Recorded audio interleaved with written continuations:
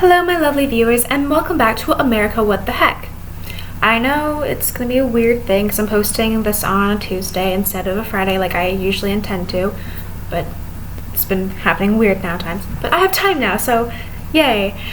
So today's three topics are going to be the Stop Trump campaigns, which I think is kind of funny, the increased use of heroin in public places, and the climate change with the Iditarod, past one.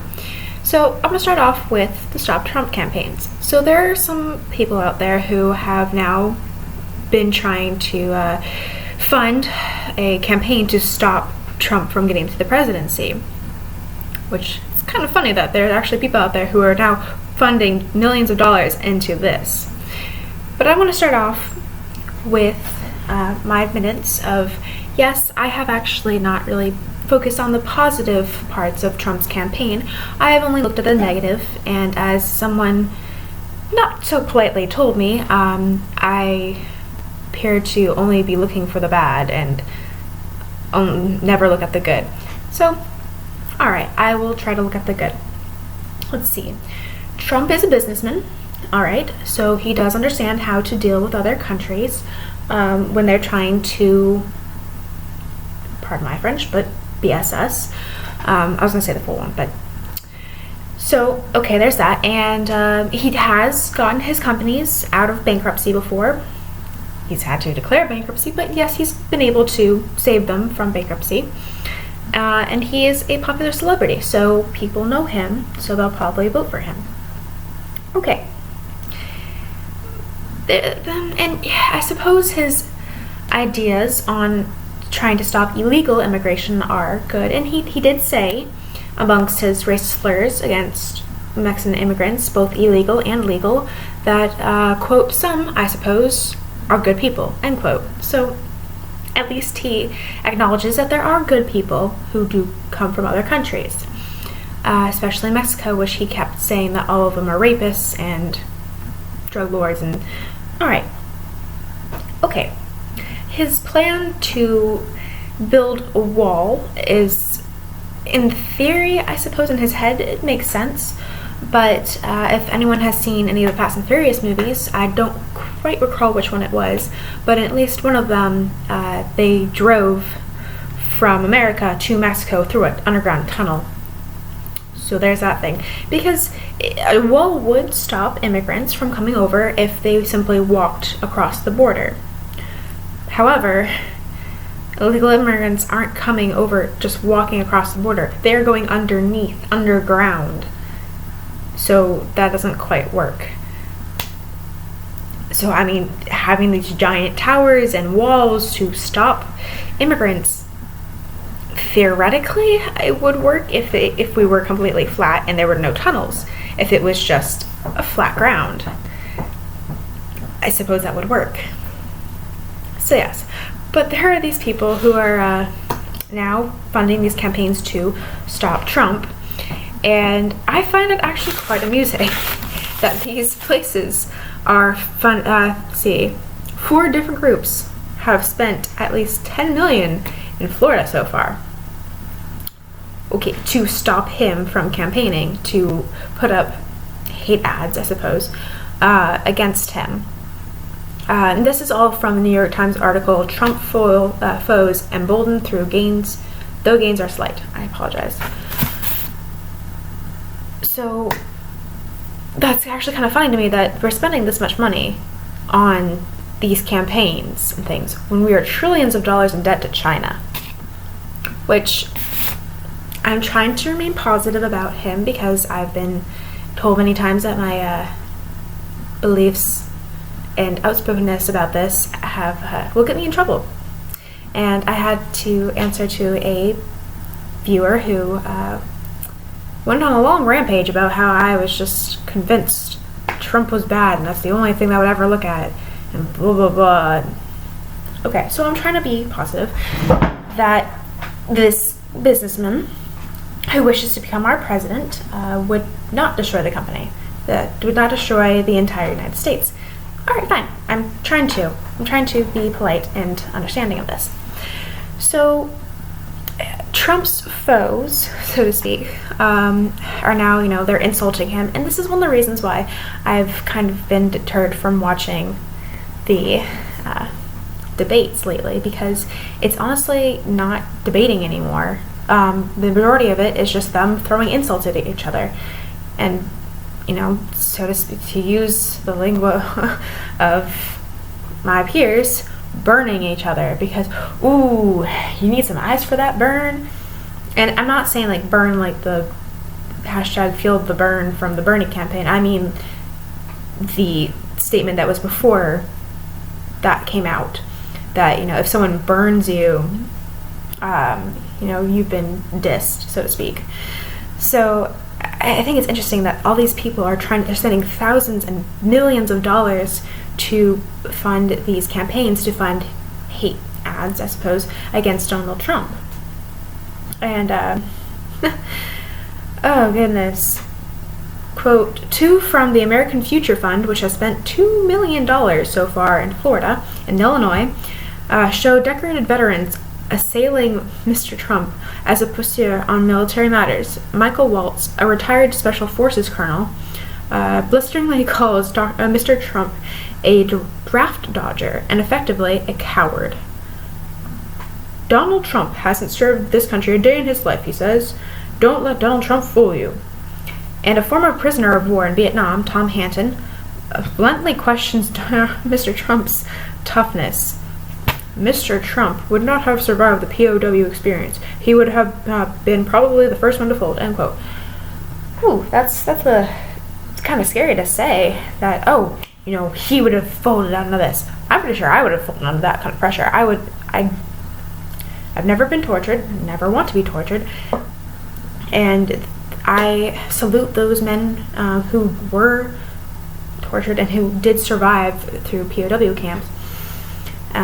And they're amazing people, and I support them.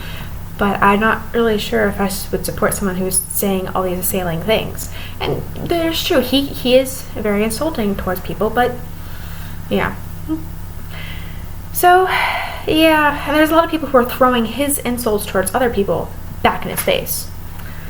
So, the moral of the story here is watch what you say, because people will remember and throw it back in your face. Now on to the heroin usage. So heroin, as most of us know, is a highly addicting drug that one puts into a syringe and injects into the arm or between the toes, or I believe also between the fingertips, the webbing of your fingers. But it's also known that you can put it through your toes. I've actually never done that. I just watch a lot of cop shows. Yes.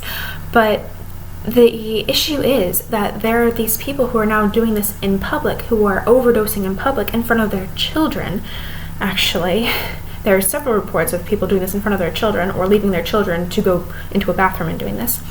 And there are certain towns and counties that have their police forces, their law enforcement officers, as well as their emergency response teams, the ambulance drivers and everyone like that, EMTs.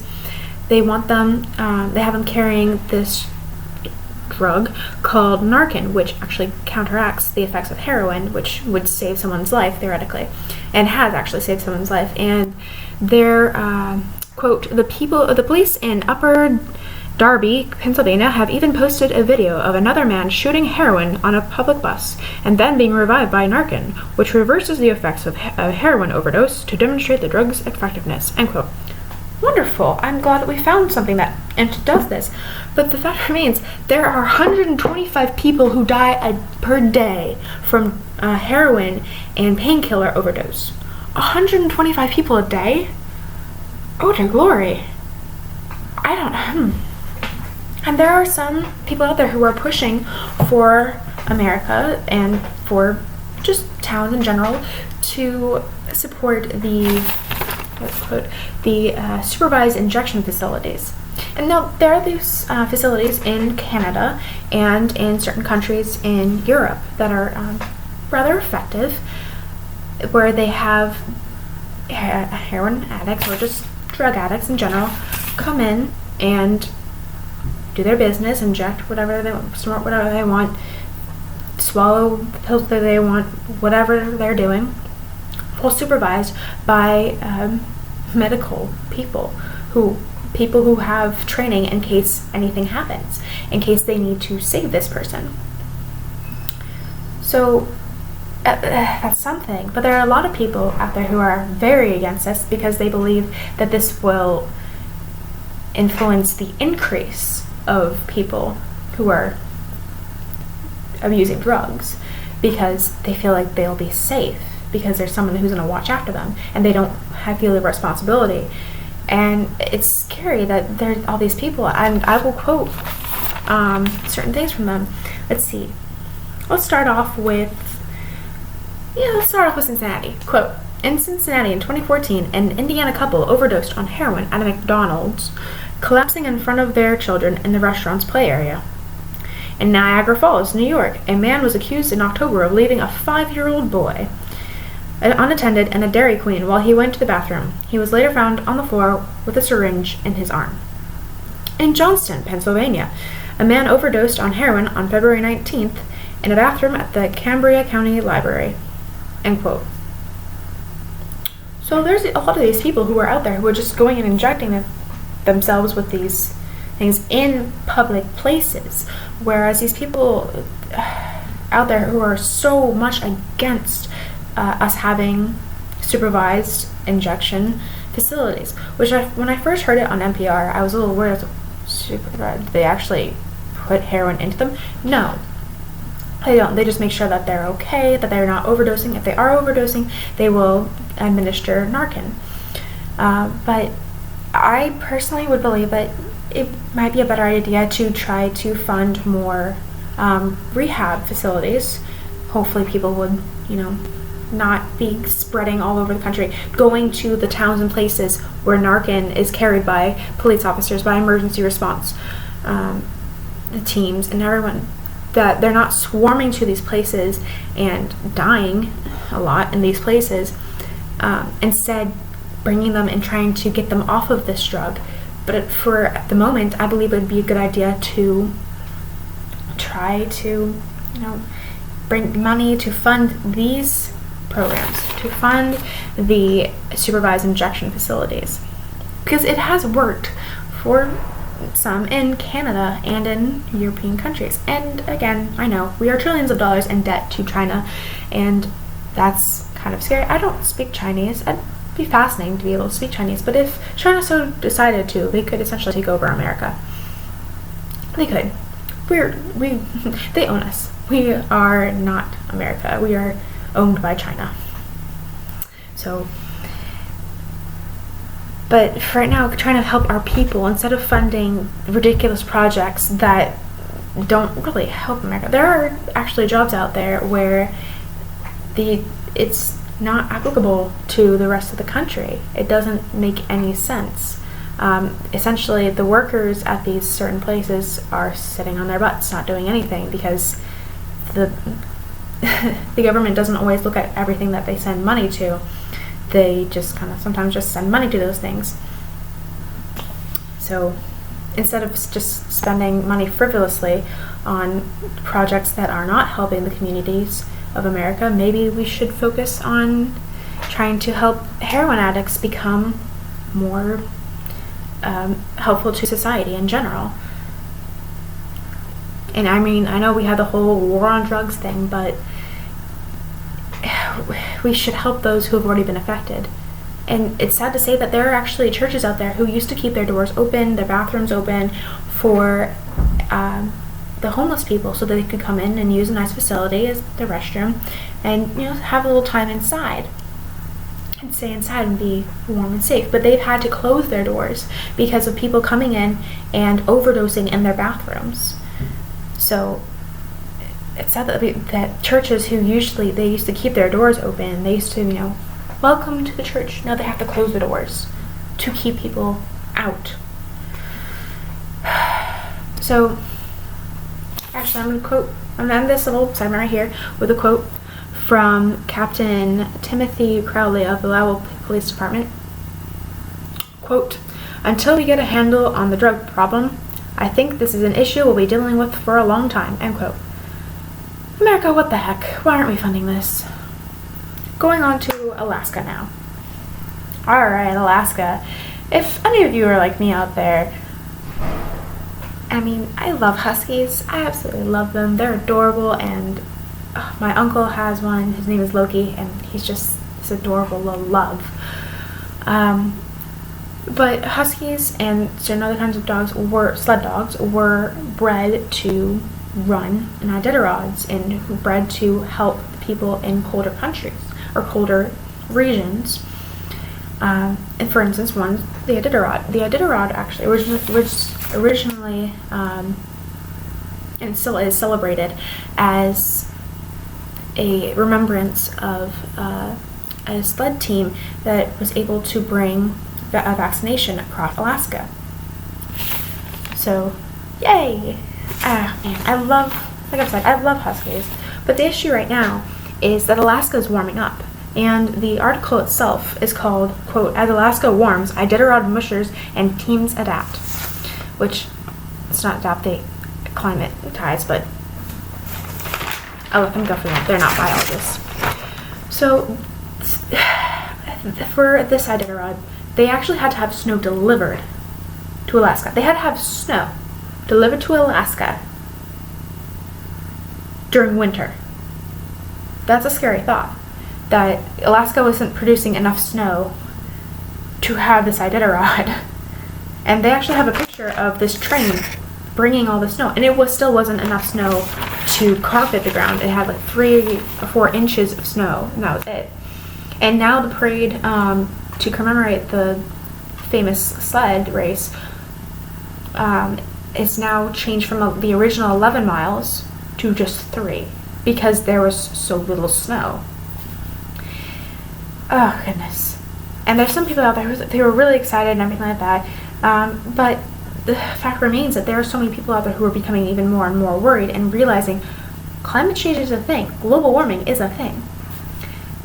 Quote, "Winter here is changing rapidly. Of the 6 warmest November to January seasons in Alaska since 1925, 3 have been in a row, including this one.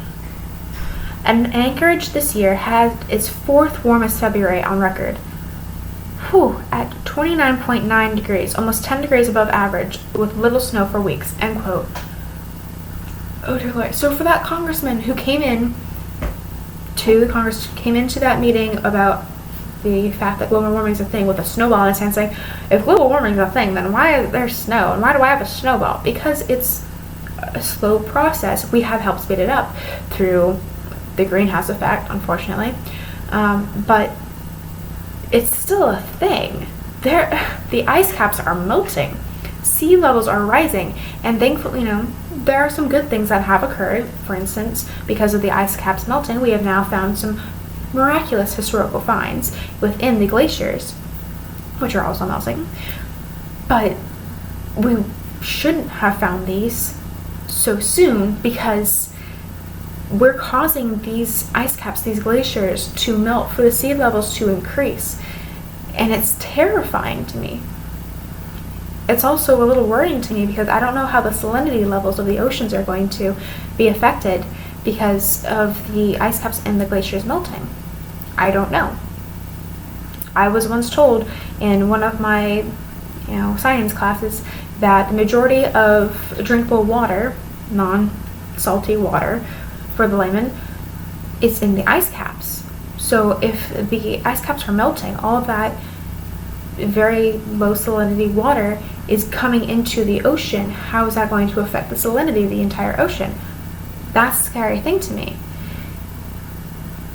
But we're not really doing anything about it. And we've had to, spend so much money importing snow to Alaska to have this Iditarod race.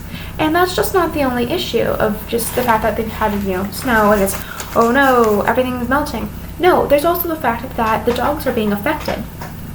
Because these sled dogs are used to really cold temperatures. In fact, quoting from this article, quote, "are happiest at temperatures of 0 to -10 degrees," end quote. What? So if it was 29 degrees, 29.9 I believe was the average for that, and they're used to 0 and sub-zero conditions, that's not good for the dogs. They can become dehydrated very quickly.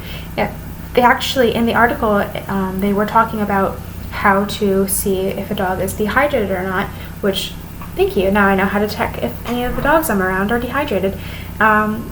Because Dr. Nelson, who is a veterinarian in Alaska, was very worried, and he said, quote, "The biggest concern is overheating," end quote.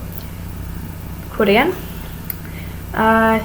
veterinarians examine the dogs at each checkpoint and even conduct random urine tests to check for drugs such as painkillers or stimulants. Poor dogs. To test for dehydration, doctors pinch a dog's shoulder skin. If it pops back in place quickly, all is well. If the skin returns more slowly, then the dog is stressed. The doctors can pull from the race any dog they believe is not well, end quote. That's good. But the scary thing is they've had to do this to make sure that the dogs are not dehydrated, because these dogs will become dehydrated because it is so warm outside. They're worried of these poor dogs overheating because these wonderful dogs are really, really fluffy. They have a ton of fur to keep them warm, to keep them insulated. But their warm fur, all the thick fur and everything, is causing them to overheat because it's 29 degrees Fahrenheit in Alaska, which is,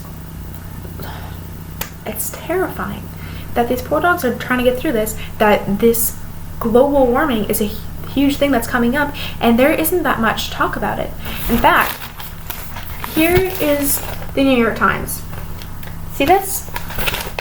So that's where the Iditarod race thing is. That little tiny square right there. Rectangle right there. That's how large it was. And there's also this huge column that was dedicated to the late Nancy Reagan, who unfortunately passed away at, I believe, in her 90s. I'm not quite sure. And, God rest her soul. But the fact remains, there was a huge side column about an art studio, but a tiny little excerpt for the Iditarod. The fact that the global warming is causing such a fuss that they had to move the Iditarod from its original place, a couple miles north, I believe, of Anchorage, to another area, to Fairbanks, actually. They had to move it, and they're now reducing it from the original 11 miles to 3 miles. Which I guess is better for the dogs so they don't overheat too much, but 3 miles compared to the commemorative 11 miles.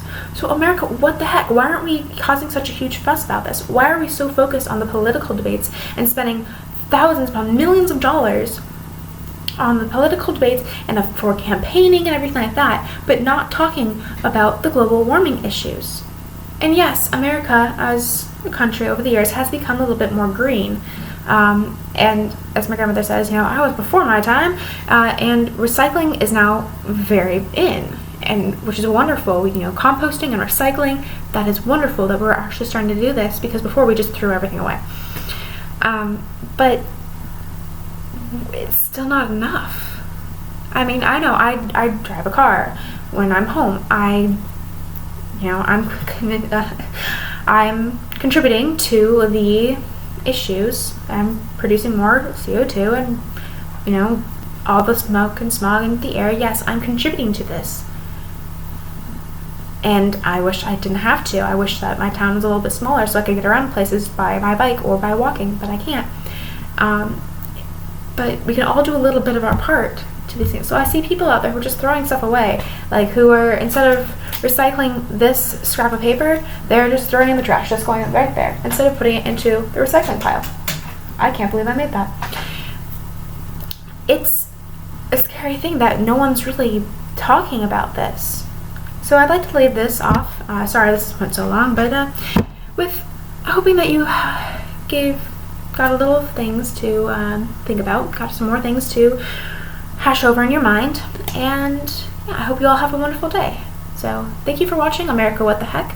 If you liked it, please click like and subscribe. If you want to comment, I will do my best to get back to you.